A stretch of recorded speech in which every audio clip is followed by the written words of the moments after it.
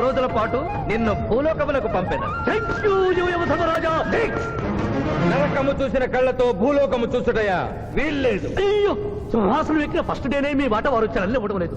మీరు యోయమ ధర్మరాజా, పిల్ల కుంకయముల వారా, లేక వారికి రబ్బరు స్టాంపా కదా? తండ్రి, మీరు నోరు మూసుకున్న బాగుండును. ఒక మానవునికే ప్రభావితుడవై తండ్రిని, యమధర్మరాజును నన్నే నోరు మూసుకోమందువా? నీ తల 1000 వక్కలు గావించదా?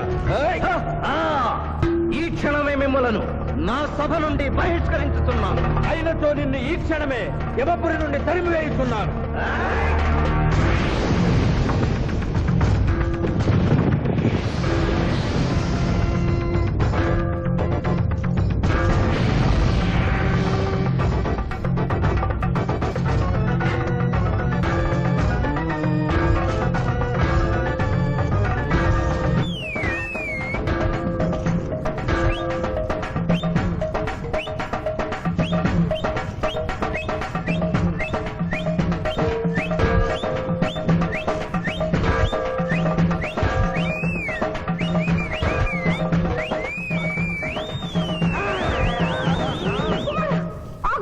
మాత, క్షమించుము, ఇది ధర్మయుద్ధం.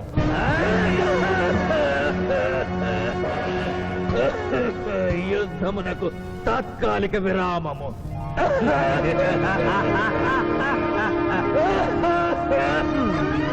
మణిమాల, మీరెందుకు ఎచ్చటకు వచ్చినారు? కాళీచి యందు స్త్రీలకు ప్రవేశము నిషిద్ధము కదా? నేను తల్లిగా భారీగా వచ్చాను. తల్లి అయినను భార్య అయినను ఆడది ఆడదే. మీరు నరకలోక సాంప్రదాయము ధిక్కరించినారు. అయ్యో మణిమాలాదేవి, దిక్కులేదు దిక్కులేదు. ఈ నరకలోకంలో స్త్రీలకు ఇంతటి అవమానమా? చీయా, నీ పరిపాలనలో ఇంతటి తరవంపా? కుమారా, ఇతగాడి మాటలు నమ్మవద్దు. ఇతడు బహుటక్కరి. ఇతడికి వచ్చుటతోనే మన తండ్రి కొడుకుల నడుమ అగ్గి పెట్టినాడు.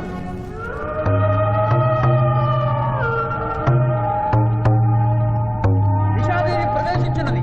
కాళీచి రేపటికి వాయిదా పడినది. ఈ సమస్యకు పరిష్కారము రేపు కనుగొడదాం. సాహో యమధర్మరాజు దర్బారు, సాహో.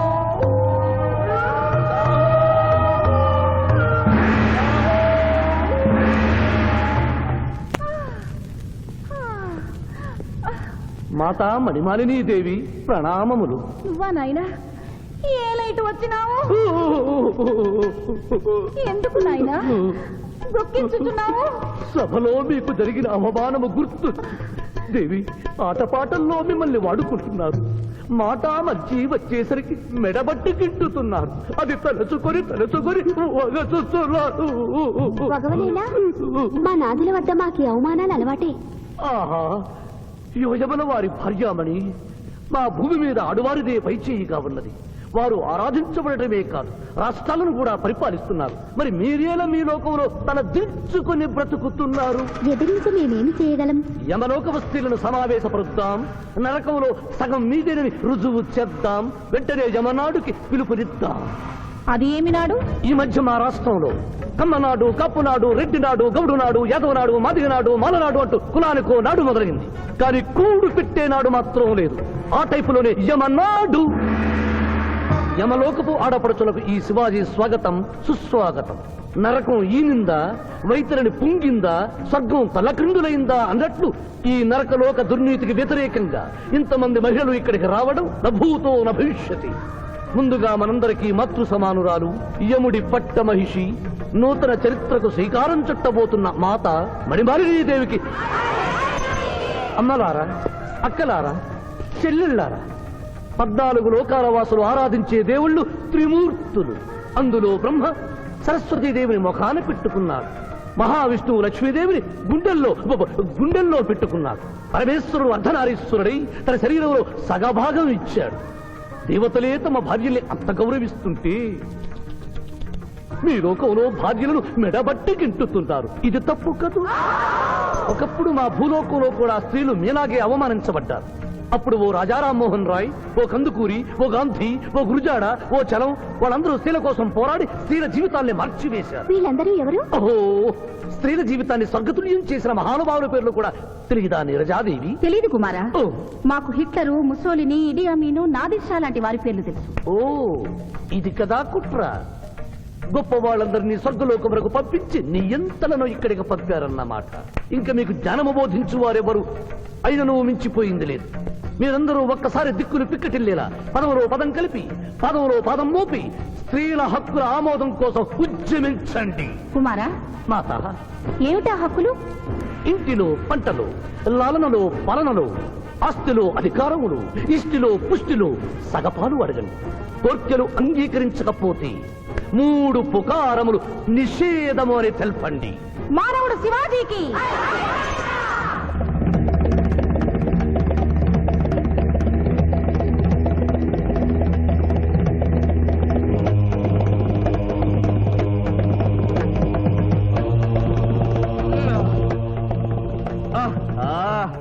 తండ్రి, ఉషోదయముననే ఎందుకు మాకి మృదంగ వాయింపు? ప్రభు ప్రభు ప్రభు ప్రభు ఛీ, ప్రభు, ఆ మానవుడు మన లోకపు స్త్రీలను రెచ్చగొట్టినాడు. దాంతో వాళ్ళందరూ నినాదములు చేసుకుంటూ వస్తున్నారు.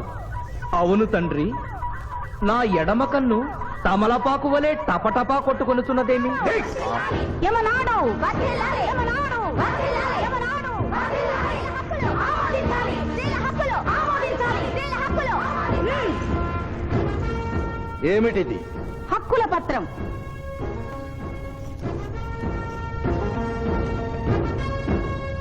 ఈ హక్కులు మేము ఇవ్వకపోతే మీకు 3 పుకారములు నిషిద్ధం. 3 పుకారముల? అవి ఏమి? తేన్పు, పాన్పు, కాన్పు ఈ క్షణం నుండి నిషిద్ధం. అంటే రేపటి నుంచే ఏ స్త్రీ వంట చేయదు. అంటే మేము ట్రైన్పులు ఉన్నామన్నమాట. ఏ స్త్రీ సంసారం చెయ్యదు. అంటే పానుపులు ఉండవన్నమాట. ఏ స్త్రీ బిడ్డల్ని కనదు. పాన్పు లేకుండా పాన్పులు ఎట్లు కలుగును?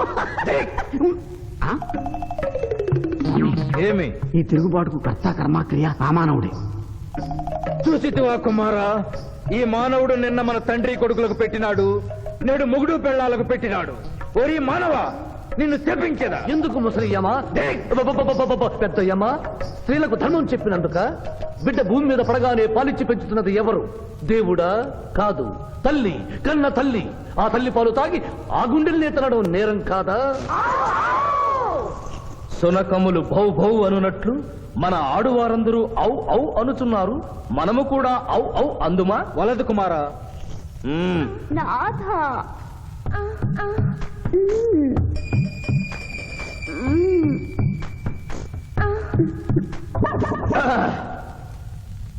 మేము మహిళలు లేకుండా జీవించలేము, పుకారములు లేకుండా అసలే బ్రతుకలేము.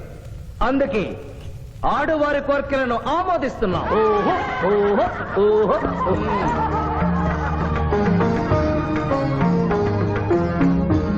సభాసదులారా, మేము అధికార పీఠమును అలంకరించిన 2 రోజుల్లోనే సంచలనాత్మకమైన మార్పులు జరిగినవి.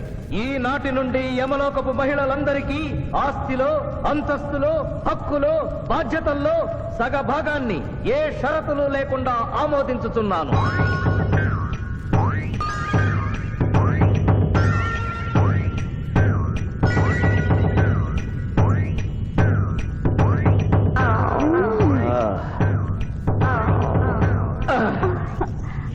విచిత్రగుప్త, ప్రభు, సభను ప్రారంభించు. చిత్తం ప్రభు. ఈ శివాజీని భూలోకములకు పంపుటయా మానుటయా అనే విషయముపై నిర్ణయము తీసుకోవలసి ఉన్నది. అటులనే సభాసదులారా, మీ అభిప్రాయములు తెలియచేయండి. నరుని పంపవలేను. పంపరాదు. పంపవలేను. పంపరాదు. పంపవలేను. పంపవలేను. ధర్మ సంకటమేనే. ఇప్పుడు ఏమి చేయవలేను? చిన్నయ్యమా, ఓటింగ్ పెట్టండి.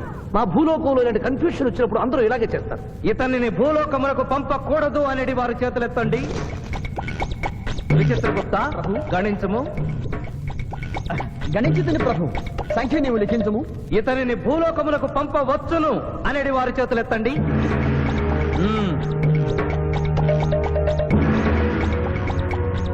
శివాజీని భూలోకములకు పంపవలను అనేవారు 80 అధికముగా ఉన్నారు. అది ఎటుల సాధ్యము?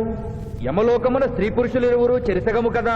నిజమే ప్రభు, కానీ ఒక ఆర్టీసీ బస్సు చెరువులోకి వెళ్లిన కేసు, ఒక రైలు పొలముల్లోకి వెళ్లిన కేసు, 2 బాంబు ప్రేరుల కేసులకు సంబంధించి జీవములు కోల్పోయిన వారిని తోడుకుని వచ్చుటకై యనమండూరు యమదూతలు భూలోకమునకు వెళ్లారు ప్రభు. నరుడా, ఇక నీవు భూలోకమునకు వెళ్ళవచ్చు.